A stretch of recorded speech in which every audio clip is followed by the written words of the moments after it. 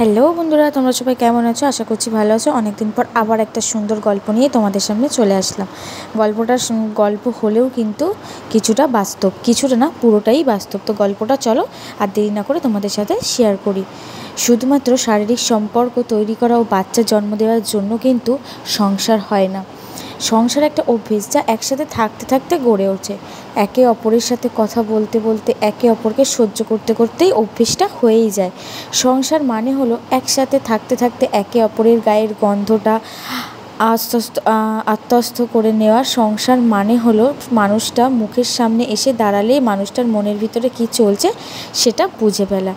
সংসার মানে হলো বর অফিস থেকে ফিরলে এক গ্লাস জল রোজই মুখের সামনে তুলে ধরা। সংসার মানে হলো ছেঁড়া বোতাম সেলাই করতে করতে নিজেদের ভিতর ভুল বোঝাবুঝিগুলো মাঝে মধ্যে সেলাই করে নেওয়া।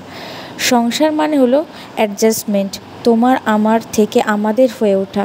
সংসার মানে মাছের ঝোলে নুন বেশি হলেও চুপচাপ হাসি মুখে খেয়ে ফেলে। সংসার মানে হলো রোজই বিছানার উপর রাখা নিজের পার্টনারের ভেজা তাওয়ালটা মেলে দেওয়া। সংসার মানে হলো বিয়ের ডেট, একে অপরের জন্মদিনের তারিখ ভুলে গেলেও মানিয়ে নেওয়া।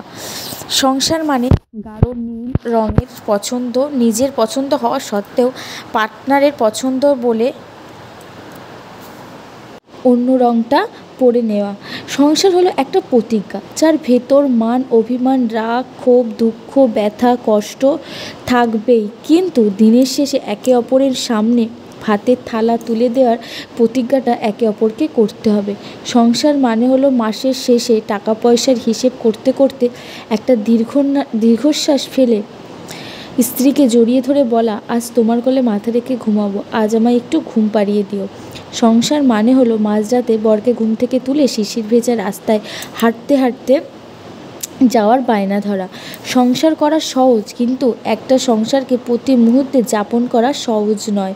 সংসার মানে হাজারো ব্যস্ততার মধ্যেও একবার অন্তত ফোন করে জিজ্ঞাসা করা, খেয়েছো?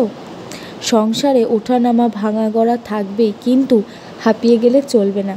একে অপরকে মানিয়ে নিতে হবে, একে অপরের সমস্যায় পাশে থাকতে হবে, একে অপরকে সাহস জোগাতে হবে। সংসারে কেউ কারো ছোট বা বড় হয় না, দুজন দুজনকেই পরিপূরক হয়। তাই সংসার করতে গেলে একে অপরকে সম্মান ও শ্রদ্ধা করা বড্ড জরুরি।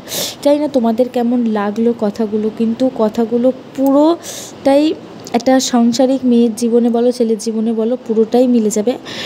তো সত্যি আমার জীবনের সাথে একদম ঘটনাটা পুরো ঠিকই একই রকম, সেই জন্য আমার ভালো লাগলো, তাই তোমাদের সাথে শেয়ার করলাম। জানি না তোমাদের কেমন লেগেছে। যদি ভালো লাগে অবশ্যই লাইক কমেন্ট শেয়ার করে দিও, আর কমেন্টস করে জানিও কেমন লেগেছে। আর প্রচুর প্রচুর শেয়ার করে দিও গল্পটা ভালো লাগলে। অনেক দিন পর পর তোমাদের সাথে গল্প শেয়ার করছি, জানি তোমাদের হয়তো ভালো লাগছে না, কিন্তু প্লিজ কিছু মনে করো না, একটু কাজে ব্যস্ত আছি, তো সেই জন্য একটু লেট হয়ে যাচ্ছে, প্লিজ মানিয়ে নিও। টাটা, সবাই ভালো থেকো।